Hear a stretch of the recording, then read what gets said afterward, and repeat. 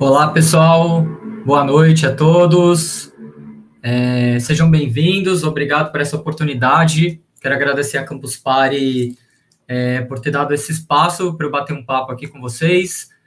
Alguém pode sinalizar se está me ouvindo aí, se está tudo certo, vocês conseguem me escutar, tudo direitinho? Perfeito. Hoje eu trouxe para vocês um assunto bem legal. A gente vai falar sobre o tema Detetive UX, Detetive UX, como usar estratégias de pesquisa no dia a dia de vocês, tá bom? Conseguem ver minha tela aí também, né? Tudo certo? Ok. Então, vamos lá, vamos começar. Primeiramente, deixa eu só colocar aqui na telinha certa para mudar. Primeiramente, quero me apresentar. Eu sou o Renato Gondra, sou UX designer e especialista em experiência do usuário em pesquisa. Hoje atuo nessa frente, trabalhando com pesquisa, promovendo entrevistas com clientes, colaboradores, outros parceiros, para entender comportamento, seus viés cognitivos, um pouquinho das suas histórias de vida, e assim promover produtos, serviços melhores para eles, né? A ideia de um trabalho de pesquisa é que seja um jogo de ganha-ganha, tanto para a empresa, que vai desenhar produtos que realmente vão fazer sucesso no mercado, e também para os usuários, né, que vão receber aquilo que eles realmente estão interessados e que entregue valor para eles, tá? Então, esse hoje é o meu trabalho. Eu sou UX Lead na Capitalis, uma fintech de crédito. Também dou algumas aulas na Digital House, como professor de UX lá.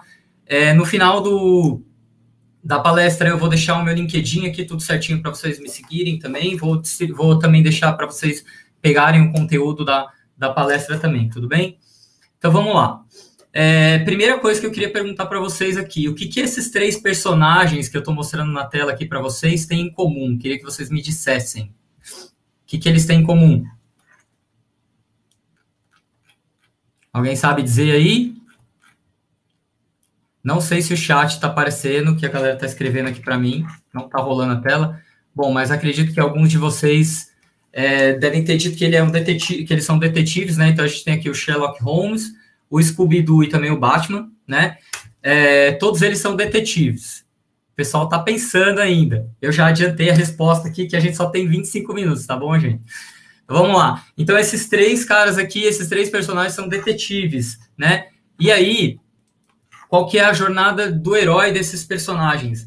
Eles recebem uma tarefa e eles usam uma metodologia científica chamada indução para tentar chegar a uma conclusão. Isso parte de um pressuposto que é a observação do ambiente, então eles olham ao redor, tentam identificar o que está acontecendo, olham o comportamento, olham as pessoas, olham o ambiente, eles coletam os dados baseados nessa observação, elaboram uma série de hipóteses, e baseado nessas hipóteses, eles conseguem chegar a uma conclusão, né? Então, se você lê um livro do Sherlock Holmes, você vai ver claramente que a jornada do herói segue essa linha, tá bom? Então, um bom pesquisador, ele se apropria um pouco desse conceito dos detetives da ficção para poder aplicar na sua rotina, no seu trabalho, tá?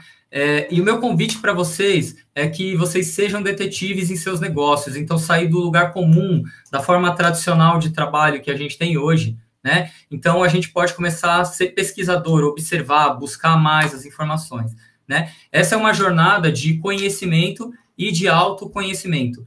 Por que autoconhecimento? Porque quando você começa a ser um investigador, um detetive dentro da sua empresa, você se transforma, então você muda algumas habilidades ou até aumenta a performance de algumas habilidades que você já tem, né? E de conhecimento, porque você passa a conhecer melhor o outro, os stakeholders da sua empresa, você passa a conhecer melhor seus clientes, os seus parceiros, tá? Então, essa é a jornada quando a gente começa a trabalhar como detetive, como pesquisador, né? E aí, para que essa mudança aconteça, eu trago aqui duas dicas, divididas em duas características. Primeiro, uma mudança que você realiza em você mesmo, né? Uma mudança que você pode fazer no seu comportamento, ou potencializar aqueles pontos que você já trabalha, e depois uma mudança de estratégia na sua cadeira, na sua carreira, na área que você atua, seja lá qual for a empresa, tá bom? Então, as dicas que eu vou dar vai ser para você mudar um pouco seu comportamento e depois para mudar a estratégia do trabalho também. Então, o primeiro ponto aqui seja humilde. O que você sabe pode ser apenas provisório. O que é isso, gente? A gente tem que ter a clara consciência de que muitas vezes o que a gente sabe é apenas uma hipótese, não é uma verdade absoluta. Por isso, a gente precisa investigar mais a fundo.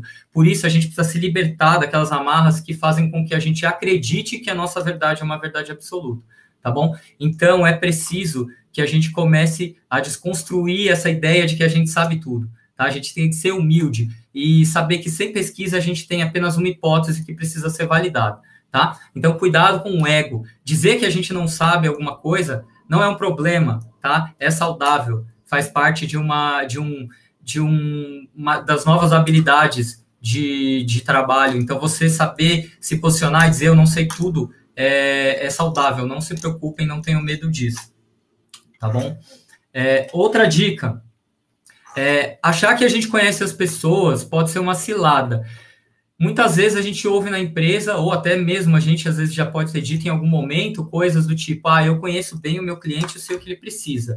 Ou então, você pode ter ouvido algo do tipo, eu sei o que vai deixar o meu colaborador feliz, eu sei o que ele precisa de benefício, etc. Né? E às vezes a gente só acredita que sabe, né? Mas a gente não tem a profundidade do conhecimento dessas pessoas. E aí eu trago um exemplo bem legal para vocês. Se vocês olharem aí do lado nesse PowerPoint, aí nesse slide, tem 2 caixinhas com 2 pontos de interrogação. Eu vou citar 2 perfis de pessoa aqui para vocês, tá bom? Então vamos lá, são 2 caras, 2 homens, né? Os 2 são britânicos, os 2 são famosos, bem-sucedidos, são ricos, né? São milionários, adoram animais, principalmente cachorros, e também gostam de passar as férias nos Alpes suíços com a família. Eu estou falando aí de um perfil que a gente tende a clusterizar, a agrupar numa mesma comunidade, numa mesma tribo, né? Eles parecem muito parecidos, né? Então, provavelmente, eles estão interessados nas mesmas coisas, nos mesmos produtos, mas eu vou mostrar para vocês quem são essas pessoas agora. Então, eu estou falando do Príncipe Charles e do Ozzy Osbourne, né? Então, eu estou falando ali de um herdeiro da realeza britânica e de um astro do rock. O que esses caras têm em comum, além desses argumentos que eu citei? Talvez não haja mais nada em comum. Por isso que a gente precisa ir mais a fundo para entender as pessoas, tá? Não acredite que o que você sabe é o suficiente. Tudo bem? Faça como as crianças, alimente sua curiosidade.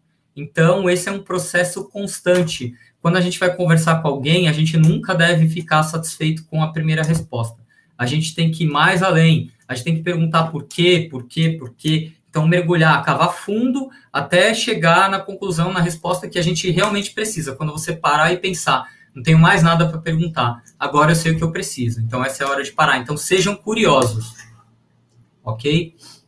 Abrace o caos e a ambiguidade. Então, a gente está vivendo num mundo muito doido hoje, né? A gente vive num mundo caótico, onde as coisas mudam o tempo inteiro, né? Então, a pandemia veio para provar isso. Então, há 1 ano e meio, 2 anos atrás, todo mundo trabalhava em escritório. Eu participei de hackathon na Campus Party presencialmente, então a gente vivia outra realidade. E as coisas continuam se transformando com muita velocidade. E a gente tem que estar preparado para isso, né? O mundo também é ambíguo. Por que ambíguo? Porque a gente não tem uma única resposta para um problema, para alguma coisa que está acontecendo na sua empresa. Existem várias respostas para o mesmo problema.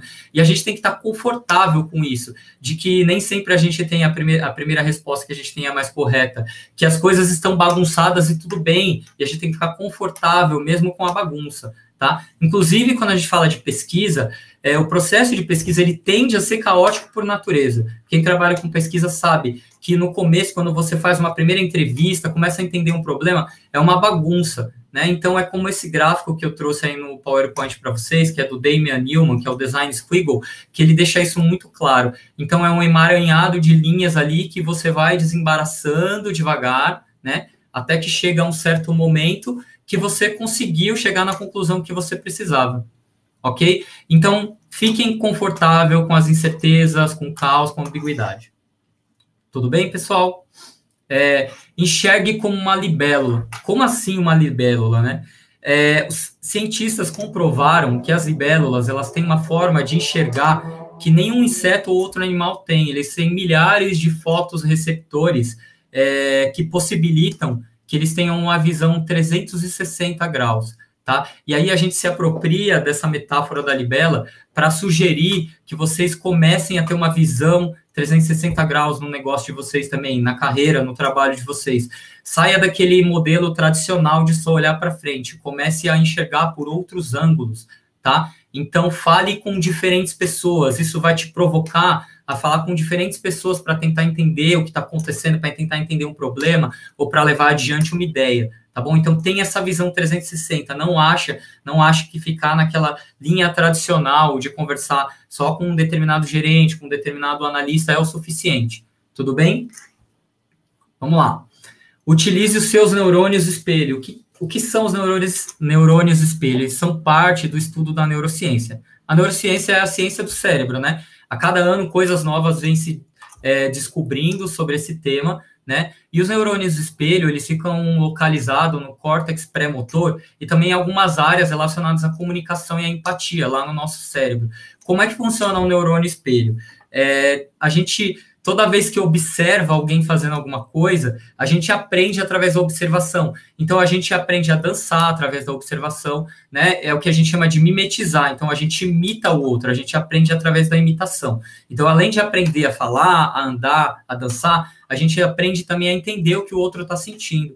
Isso é o que acontece, por exemplo, quando você está vendo um filme ou uma série, tem uma cena triste e te faz chorar. O que aconteceu ali? Naquele momento, você criou uma conexão com aquele personagem, né? Você experimentou o lugar dele, né? Isso é o que a gente chama de empatia. Eu não gosto de dizer que eu me coloco no lugar do outro, porque na prática não é tão simples. A gente não realmente não se coloca de verdade no lugar do outro, mas a gente tende a tentar experimentar o que o outro está sentindo, tá? Então, essa é a técnica da empatia. E ainda falando um pouquinho sobre empatia, quero trazer um exemplo para deixar bem claro. Então, ali a gente tem 2 quadrinhos, né? Então, no primeiro, a moça diz, não estou feliz com o meu trabalho.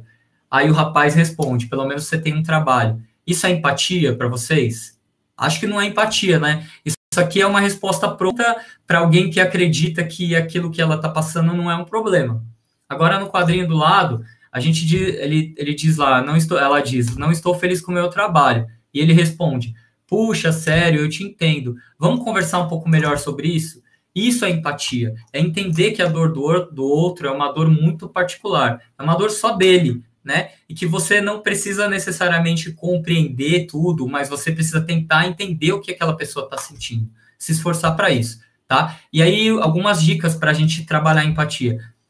Praticar a escutativa, que é ouvir mais e falar menos. Por isso é que a gente tem só uma boca e 12 ouvidos, que são feitos para ouvir. Então, a gente fala menos e escuta mais.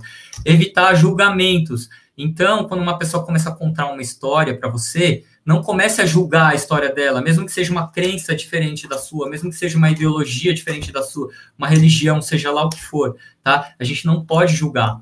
E se esforçar para entender a perspectiva e as emoções do próximo, né? Esse é o mais difícil, né? Não julgar também é difícil. Então, 2 ou 3 acho que são os mais difíceis. Então, é um exercício diário, né? Então, você presta atenção, tenta escutar, depois tenta refletir sobre isso, se você teve empatia de verdade, né? Se você só achou que teve empatia. Então, é um trabalho, assim, a longo prazo, mas que a gente pode começar hoje, começar amanhã. Tudo bem? Vamos lá. Então, eu falei primeiro sobre alguns comportamentos, né? Algumas skills particulares que dá para a gente mudar ou melhorar a performance delas para que a gente seja um bom detetive. E agora eu vou falar um pouquinho sobre a questão da empresa mesmo, do que você pode mudar, seja lá qual for a sua profissão, seja lá qual for a sua cadeira, seja lá qual for a área que você atua, né? Então, a primeira coisa que eu sugiro é investigue a estratégia da sua empresa. Então, fale com todos os stakeholders, converse desde o analista júnior lá da área de atendimento até a liderança top-down, se eles abrirem espaço para esse diálogo, né? Conheça o que cada um pensa sobre a empresa, as crenças de cada um, o que motiva eles, o que eles esperam, quais são as frustrações, entenda um pouco de cada um desses atores, né? E vá mais além, entenda o modelo de negócio da sua empresa, entenda como é que sua empresa ganha dinheiro, quais são os principais atores que fazem essa roda girar, quem são os parceiros, né? Quem são os principais clientes e qual que é a proposta de valor que a gente entrega para esses clientes. Tudo bem? Então, esse é o primeiro ponto. Investigue os problemas, ideias e oportunidades. Como eu falei, nunca fique satisfeito com uma primeira resposta. Uma única reunião não vai te trazer a profundidade que você precisa para entender mais a fundo o problema, uma ideia, uma oportunidade, né? Não sei se vocês sabem, mas reuniões tendem, às vezes, a ser produtivas, né? Então, não sei se alguém já passou por uma reunião improdutiva. Então, vamos desconstruir o conceito de reunião. Pegue esses colaboradores que vão estar envolvidos em seu projeto, coloquem eles todos juntos e façam com que eles conversem ao mesmo tempo. Existem várias ferramentas de design que você pode se apropriar para aplicar um workshop para que as pessoas trabalhem juntas de maneira coordenada e cheguem num consenso, para que você não converse com uma pessoa e descubra uma coisa, e lá na frente converse com outra e descubra outra coisa, tá bom? Então, lembrem-se de trazer as pessoas para colaborar na hora de investigar um problema, ideia e oportunidade. Ok? Investigue o valor de suas ideias com seus clientes. Então, você teve uma ideia mirabolante, alguém lá da sua empresa teve uma ideia incrível que acha que vai ser a maior disrupção do século XXI, da década de 20, né? E aí a gente vai lá, começa a produzir esse produto, ou a gente tem uma ideia incrível para transformar um negócio, para melhorar a saúde dos colaboradores, etc. E vamos lá já começar a desenvolver. Calma, dá um passo para trás, vai investigar o valor dessas ideias com os clientes. O que é valor? É aquilo que realmente toca, é aquilo que realmente transforma a pessoa. Quando um produto entrega valor para um cliente, por exemplo, o cliente ele tem um senso de satisfação muito grande, o objetivo dele foi atingido. Isso é valor. Tá? Então, você precisa investigar isso com o seu cliente. Como é que você investiga isso com o cliente ou com o colaborador, se for num cenário interno? Existem metodologias de pesquisa para isso, né? Principalmente pesquisas qualitativas, que são as que os UX Researchers trabalham com mais frequência. Então, existem vários métodos para que você descubra o que essas pessoas realmente precisam. Entrevista em profundidade, análise contextual, etnografia e várias outras, grupos focais, né? Então, obviamente, eu não tenho tempo para falar sobre esses métodos, né? Mas, de qualquer forma, eu vou deixar no final do material algumas recomendações de leitura para quem tiver mais interesse no assunto, tá bom? Vamos lá, seguindo em frente aqui, então. Investigue boas práticas do mercado. Vamos lá. Quando você for lançar um produto, além de você conversar com o seu cliente, entender o que ele quer, você também pode olhar para o que o mercado está fazendo. Esse é o famoso benchmarking, né? Então, começar a olhar referências do seu setor ou de setores próximos, referências de big techs, das empresas de tecnologia que hoje elas puxam essa onda das mudanças, né? Olhar referências de empresas estrangeiras do seu segmento. Isso traz muito insight bacana, muita ideia para que você construa um produto com melhor qualidade. E aí, gente, as pessoas às vezes falam, não, eu não posso copiar meu concorrente. Não é copiar, é inspiração.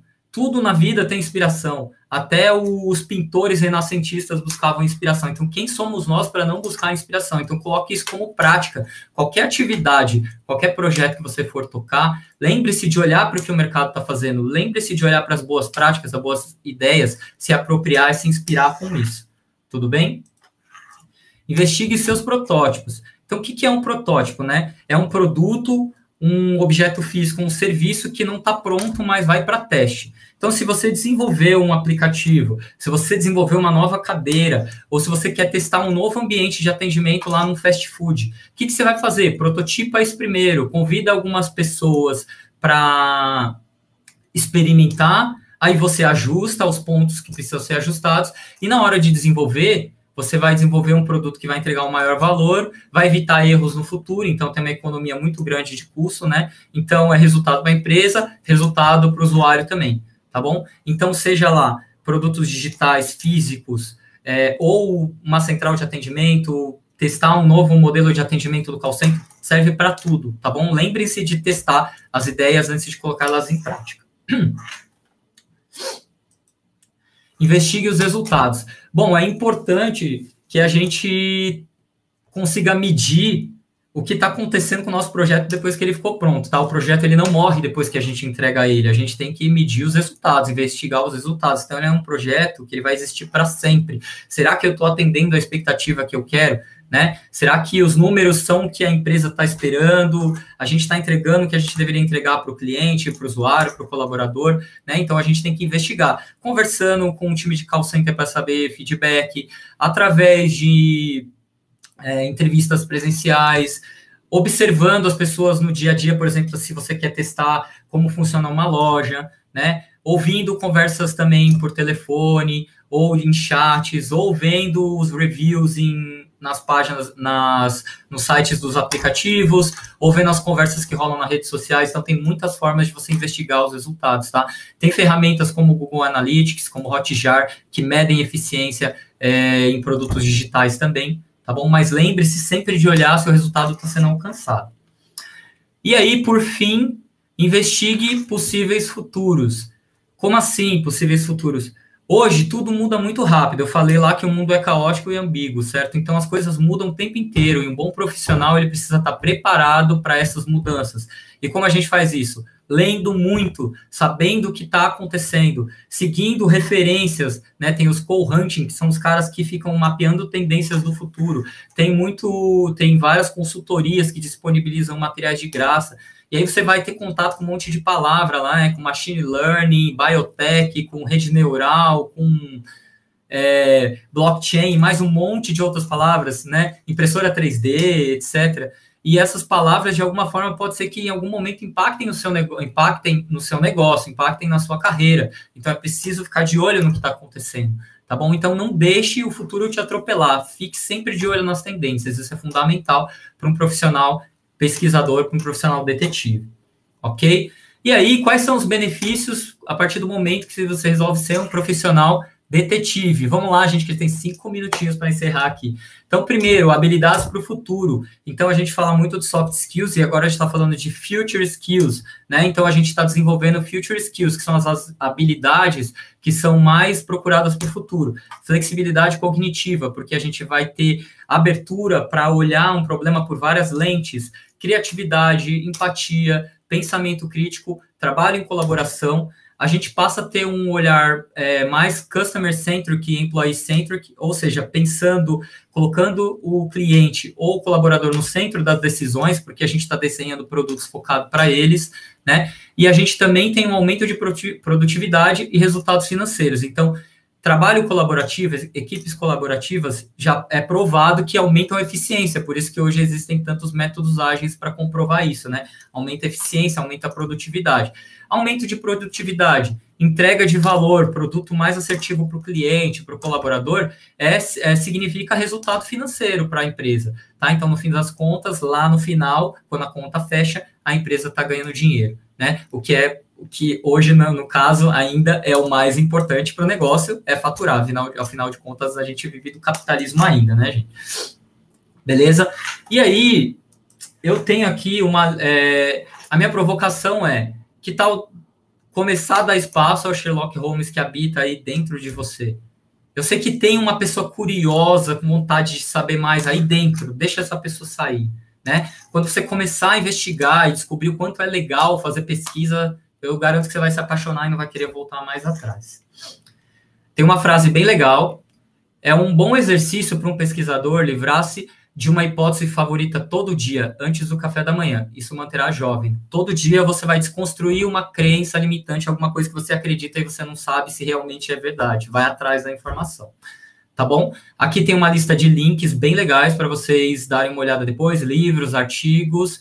E aí eu vou deixar esses, 2 ou 3 minutos. Para quem quiser pegar o PDF aqui dessa Talks, é só fotografar aí o QR Code, tem meu LinkedIn, o meu Medium também, onde eu tenho alguns artigos. O PDF eu estou deixando um pouco mais de conteúdo, aqui eu deixei só os títulos, e no PDF tem um conteúdo mais completo, tá?